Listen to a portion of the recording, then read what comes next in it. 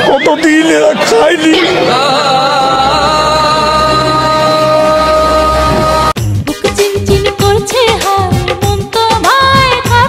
আমি পেরেছি, আমি এখন পৃথিবীর সবথেকে উঁচু বিল্ডিং এর টপে দাঁড়িয়ে আছি।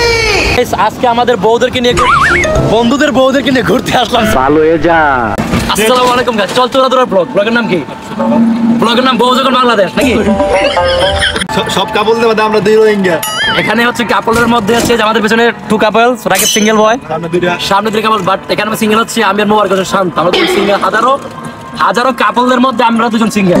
হালকা একটু ভাব নেওয়ার চেষ্টা করলাম, রাকিবের কম দামি চশমাটা ইউজ করলাম, পুরো টিকটকের প্রতিবন্ধীদের চশমাটা ইউজ করলাম। সো গাইস দেখতে পাচ্ছি আমাদের বউ, আমার বন্ধুদের বউ।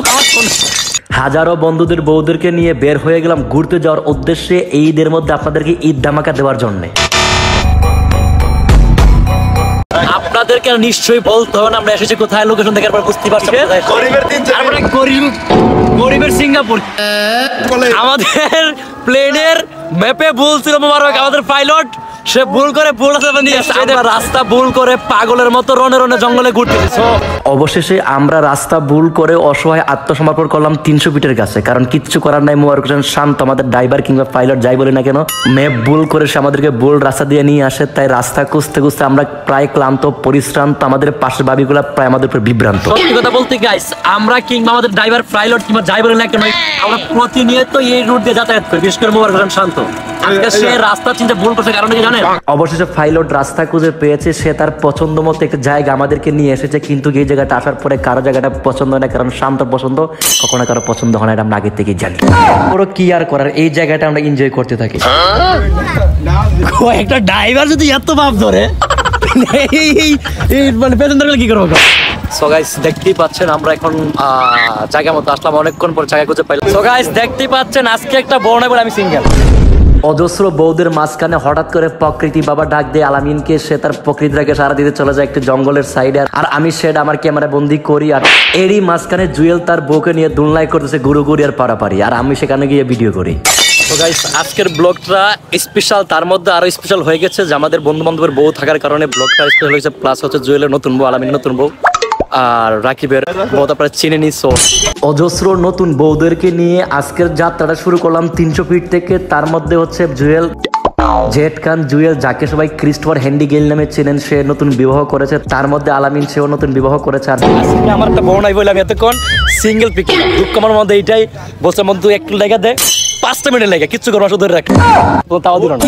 জামাই রাকিব তো আপনারা চিনেনি, তার কথা নতুন করে বলার কিচ্ছু নেই। বাকি আপনারা কমেন্টস করে বলবেন, আমি সেই আশাই করব। আপনাদের কমেন্টসের অপেক্ষা করতে করতে এরই মধ্যে আমাদের যাত্রা শেষ হয়ে যায় 300 ফিট থেকে। আমরা 300 ফিট থেকে বেরিয়ে যাব, আস্তে আস্তে নীলা মার্কেট পা রাখবো। নীলা মার্কেট যাওয়ার পথে রাস্তা ছিল প্রচন্ড জ্যাম, আমরা চাচ্ছিলাম এর মধ্যে খেলবো একটা গেম, কিন্তু রাস্তায় এত পরিমাণ মেয়ে মোবারক হোসেন শান্ত ওই জায়গায় অটোটা ব্যাক করে। নীলা মার্কেটে আসার পর খুব জামে আমরা আটকে পড়ছি, প্রচন্ড জাম। সো আমরা ওই জামের মধ্যে একটু ঘোরাঘুরি করতেছি, তার এক জায়গায় ব্যাক করে। শান্ত তোর বউ আছে রে? আমরা ভাই সিঙ্গেল মানুষ, আমি আর তুই সেম ক্যারেক্টার। আমি আর মোবারক সিঙ্গেল, কি আর করা, শুধু দেখতেছি ওদের খেল। এখানে জোড়ায় জোড়ায় নেওয়া হচ্ছে সেলফি, ওইসব দেখে মোবারক করে আপত্তি। সবাই কাপল, আমি সবাই সিঙ্গেল। আমার কষ্ট একটাই, আমি সো গাইস অজস্র বউদেরকে নিয়ে আজকের ব্লগটা কিন্তু সুপার ডুপার হচ্ছে। বাট আমার যদি বউ নাই, আমাদের তো সিঙ্গেল, আমরা আমাদের হাত ধরে হাঁটি। যে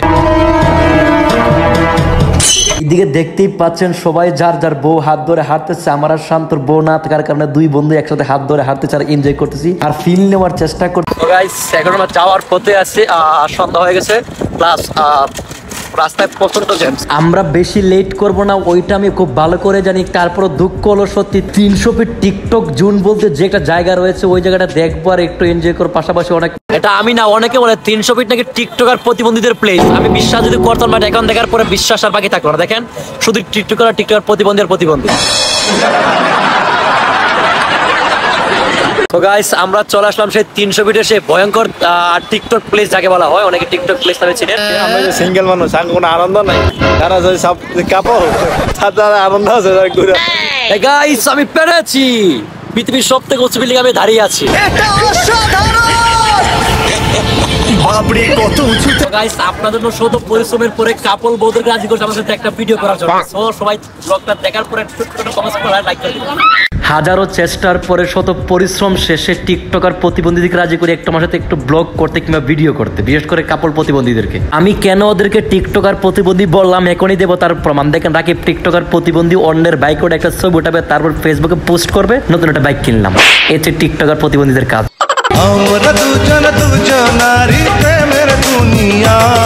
আমি জানতাম কিংবা ভাবতাম আমার সাথে দুইটা প্রতিবন্ধী টিকটকার আছে, এক হচ্ছে রাকিব, দুই হচ্ছে মোবারক হোসেন শান্ত। কিন্তু আমি কখনো ভাবতে পারিনি জুয়েলের বউ যে টিকটক করে কিংবা জুয়েলের যে টিকটক করে এই তার বাস্তব প্রমাণ যা এখন আপনারা দেখলেন।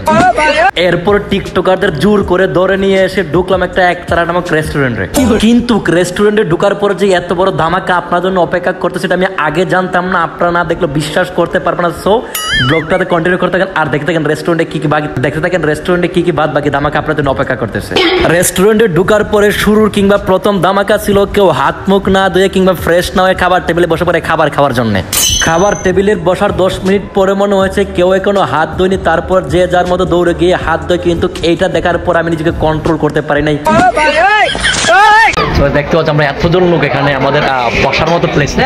রেস্টুরেন্টে আসার পরে দ্বিতীয় ধামাকা ছিল যেই টেবিলে বসতে পারে সর্বোচ্চ 6 জন, আমরা এই টেবিলে বসি 10 জন।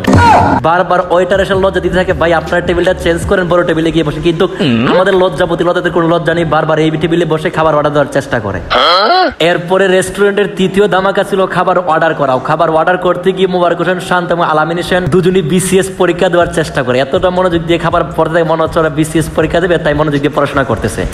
এইদিকে আলামিনের বউ আর জুয়েলের বউ বারবার খাবার জন্য খাবার করতে করতে করতে একজনে আঙ্গুল খাওয়া শুরু করে, প্লাস আরেকজনের টিস্যু খাওয়া শুরু করে। আলামিনের বউ এবং জুয়েলের বউর আঙ্গুল খাওয়া কিংবা টিস্যু খাওয়া দেখে আমি লজ্জা পেয়ে যাই। তার বারবার ওদেরকে চেষ্টা করে বলার জন্য, ভাই তাড়াতাড়ি খাবারটা অর্ডার করো, তোদের বউকে রক্ষা করো। রেস্টুরেন্টের চতুর্থ অঘটন ছিল টেবিল চেঞ্জ করা। ওয়েটার বারবার বলার পর আমরা নির্লজ্জের মতো এতগুলো লোক একটা টেবিলে বসে থাকি। এইদিকে আলামিন এবং মোবারক হোসেন শান্ত খাবার অর্ডার করতে 20 মিনিট পার করে দেয়, আর এক প্রকার বাধ্য হয়ে পরে টেবিলটা চেঞ্জ করে একটা বড় টেবিলে বসতে হয়। আলামিনের মোবারক হোসেন শান্তর দেরি দেখে রাকিব এই দিক দিয়ে তাদের কার্টুন চিত্র তৈরি করে। প্রকার 30 মিনিট পরে আলামিন এবং মোবারক হোসেন শান্ত খাবার অর্ডার কনফার্ম করে শত বাধা শত চেষ্টার পরে খাবারটা আমাদের হাতের কাছে পৌঁছে। ভাবি যখন রেস্টুরেন্টে প্রথমবার আসে খাবারের মধ্যে তার চিত্র ফুটে ওঠে। দেখেন খাবার খাইতে আসে নাকি মারামারি করতে আসে, তাকে দেখলে আপনি বুঝতে পারবেন। কে কি কইবো এটা শোনার টাইম আছে। একটা খাওয়া যদি নষ্ট হয়েছে তোমার কিন্তু খবর আছে বললে রাখলাম। আমার জন্য রেস্টুরেন্টে পঞ্চম অঘটন ছিল আমার সামনে এভাবে কাপলদের খাইয়ে দেওয়া। এটা আমি সহ্য করতে পারি না ভাই। এক প্রকার আমি বাধ্য হয়ে আমরা মুখটা ফিরিয়ে নিয়ে অন্যদিকে থাকিয়ে তাকে খাবার খাওয়ার চেষ্টা করি। আর বারবার মনের মধ্যে একটা আপত্তি কিংবা প্রশ্ন যাকে আজকে একটা বউ নাই বলে ওদের খাবার দেখতে আমার চোখের সামনে। আরে ভাই আর দেখতে ভালো লাগছে না, তাড়াতাড়ি খাবারটা শেষ করো না।